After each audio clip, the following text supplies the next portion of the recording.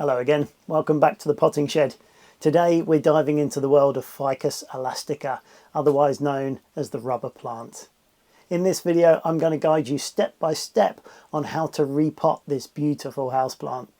If you're a beginner to all this, don't worry, it's actually a really easy process. I'm going to show you what you need to do, the tools you need and how to do it. And at the end we're going to go over some aftercare as well, which is quite important, so hang around to the end for that. This particular plant over my shoulder is crying out for a repot. I must admit I have ignored this one over the last few months. I've been busy doing other things and it's practically crawling out of its pot. There are roots on the surface, there are roots underneath. If I waited any longer I think it would repot itself. So let's first understand why we need to repot and then how you can tell if your houseplant needs to be repotted.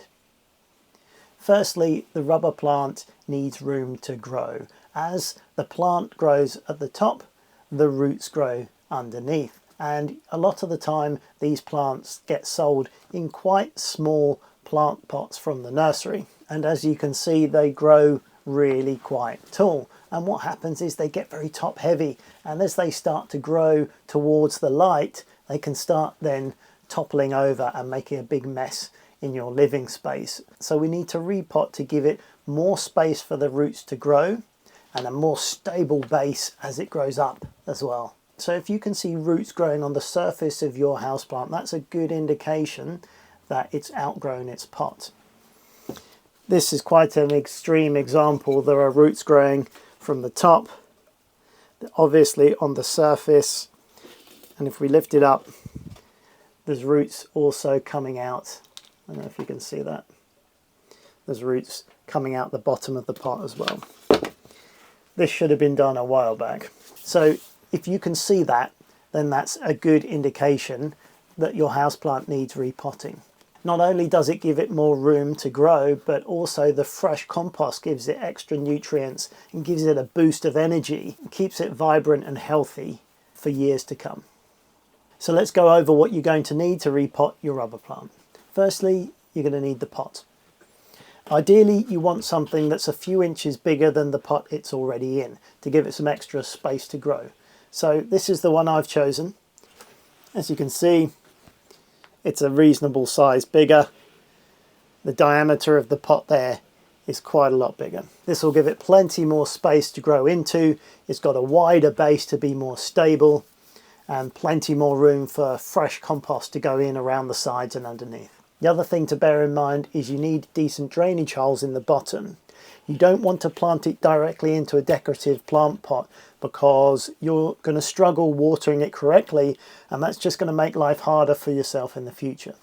Here's an example of a decorative houseplant pot. This one's a bit dirty because it's been in the potting shed, but underneath it's also dirty, but there are no holes. Okay, so you can have this in your house, but the idea, this isn't an appropriate size, but the pot with holes in it goes into the decorative pot. Okay, so you can have a nice looking one if you want, but first put it into the pot with holes in it, so then the water can drain through and out the bottom. You don't want to stop the water draining out, because if it accumulates in the bottom you're going to get soggy roots, the roots will rot, and then you'll have a big problem for your houseplant.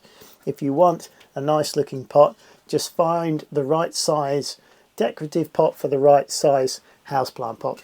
This is an example of the right size plant pot for that. That goes in there, that looks nice, and that way you can water it.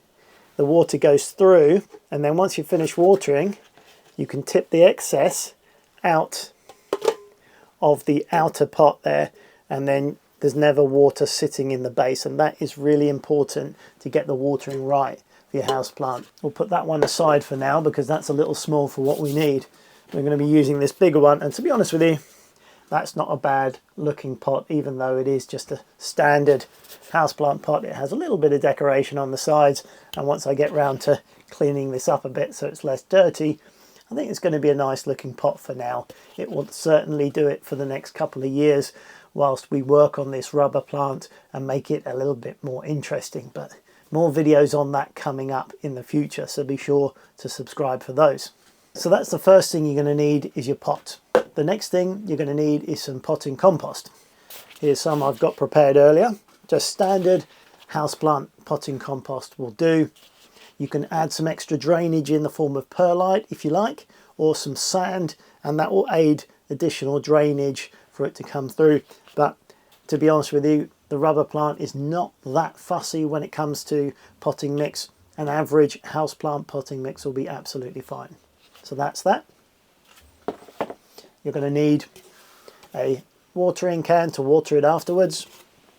And if you want, you're going to have some gloves as well if you want to protect your hands. Bit late for me, but I quite like getting my hands in the soil anyway. So that's everything we need. Let's get started with the repotting. Add a fresh layer of potting mix to the new pot. This layer ensures proper drainage and root support.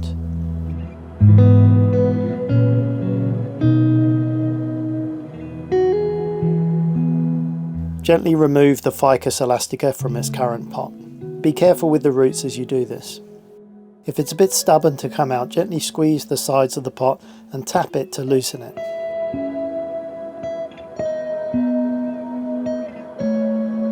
Place the Ficus Elastica in its new pot to check the level of the compost. Ideally you want the top of the soil to be the same depth as the old pot.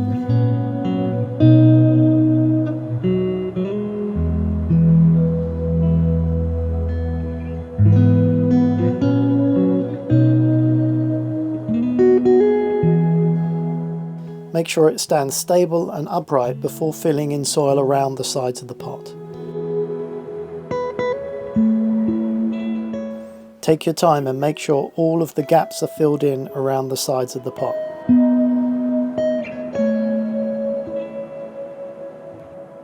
You can use a chopstick or garden cane to do this. Gently firm the soil between the root ball and the pot. Tap the sides of the pot to help the compost work its way down. Leave a gap between the surface of the compost and the top of the pot to allow for watering.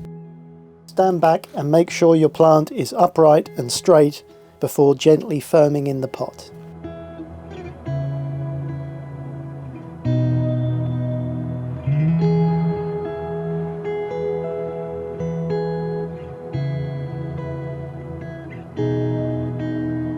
Water thoroughly to help the compost work down between the roots. Place it in a warm spot with indirect sunlight and avoid fertilising for the first month while it adjusts to its new home.